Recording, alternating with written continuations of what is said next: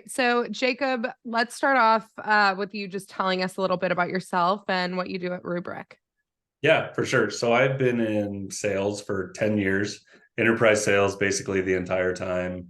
The last 5 years in enterprise and strategic enterprise software sales. At Rubrik, I help companies think about cybersecurity, cyber resilience, data protection, and security. So making sure that their data is safe so that our data stays safe. So Awesome. Perfect. Now, I saw a post that you had made a few months ago about this college sock campaign that you'd run. So, tell us a little bit about that. Yeah, so the year was 2019, obviously different. You could still find people in office. But I had, oh gosh, 30-ish accounts at the time. And I picked my top 15 accounts, so the top half of my accounts. And I actually decided that I wanted to send out something unique. I'd done books before, I'd done different kind of mailers and gifts. But what I noticed across all of the people that I was looking at is they all went to a college that had a football program. And you'll find a lot of people that are like, "Oh, I saw you're an alum here. I saw you're an alum there." And I think people will kind of make fun of how it's kind of played out. But I personally, I went to Arizona State. I have a lot of Arizona State football socks. Like, I'm not going to lie. If it's a football Friday, I'm probably wearing a shirt from Arizona State, but I'm definitely wearing Arizona State socks. So I got this idea, like, let's figure out how difficult or easy it would be to purchase socks for all the alumni of these different personas and actually send it to them. So went through with the process. It was actually super fun because some of the schools were a little less recognizable, like UPenn. Actually, the guy that I sent the socks to there was like, I didn't even know we had football socks. And the guy played football there. So that was Oh, cool. wow. Yeah. So I purchased all the socks. I mailed them out directly. One thing I did is I coordinated with their executive assistant or whoever was going to be in office who might receive them to make sure that they got received. So that was a big part of it.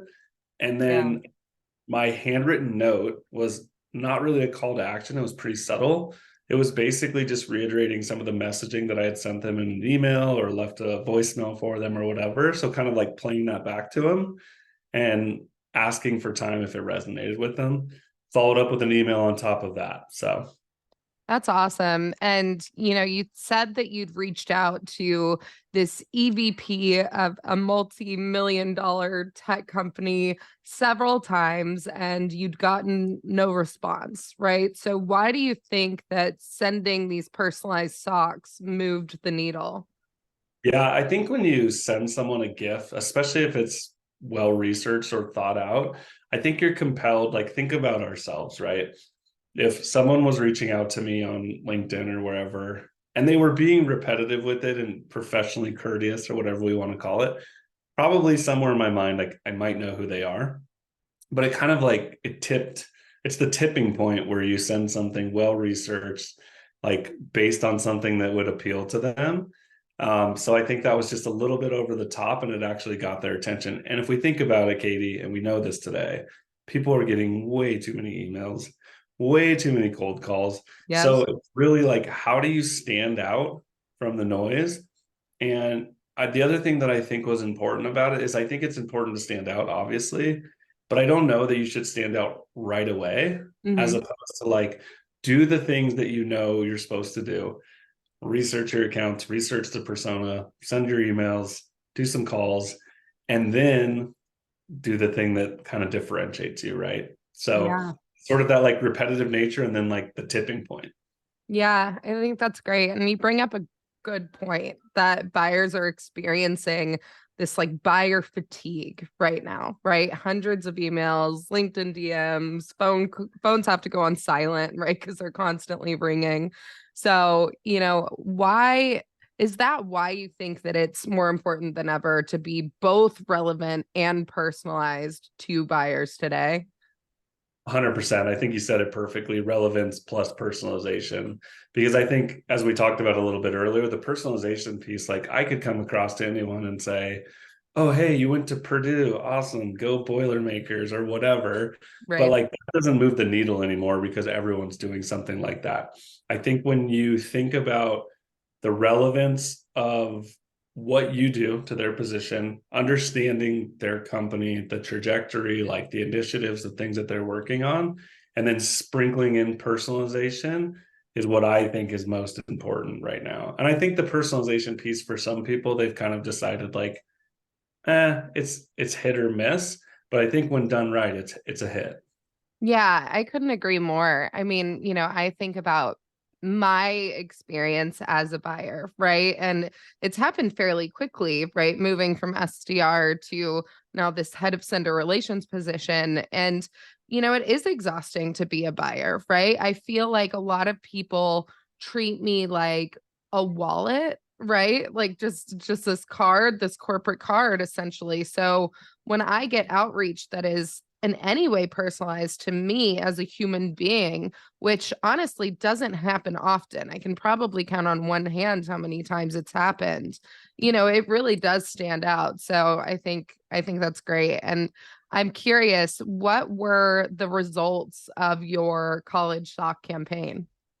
Yeah, they were pretty significant. So I reached out to 15 people. I believe, if I remember correctly, I booked 5 meetings with my core ICP from that. I got responses from almost 2/3 of the people. And then the other ones that didn't respond, you just look at that and you say, like, that's just part of the campaign, right? Mm-hmm. You're not going to get to everybody, but I do think that while those people didn't respond, like overall was massively successful because Yeah. again, like I went from a guy sending emails to people to a guy that was getting responses. And let's be honest with ourselves, especially for me, like I generally have like 15 to 30 accounts based on what I do. A response from a key stakeholder and persona who could purchase, even if it's a no or a not right now, or even if it's a never, I'm never going to do this, that is Right. actually super helpful to me because I Yeah. need to understand what are the accounts I should be focusing on. Like I already have that in my mind, but if you as my potential EB say like we're never doing this, then it's like okay, we're going to move that account down. For the other people who say, hey, let's be now, or hey, in 6 months from now, at least it gives me an indication of like where I should be, right? So I Right. think that data alone was worth every penny of the college sock campaign. Yeah, I couldn't agree more. It's interesting because one of our first emails that we send out, in fact, our first email that we send out to prospects, the CTA is let me know if this sounds like something that can help your team at company. And either way, lunch is on me today. Right. And we get a ton of really great data from that where, if they say no and there's a legitimate reason, my reps can focus their efforts elsewhere and not waste time on that account, which is so incredibly valuable, right? So I love that you bring that up. Because it really is. It's a time saver, right? So I think that's awesome.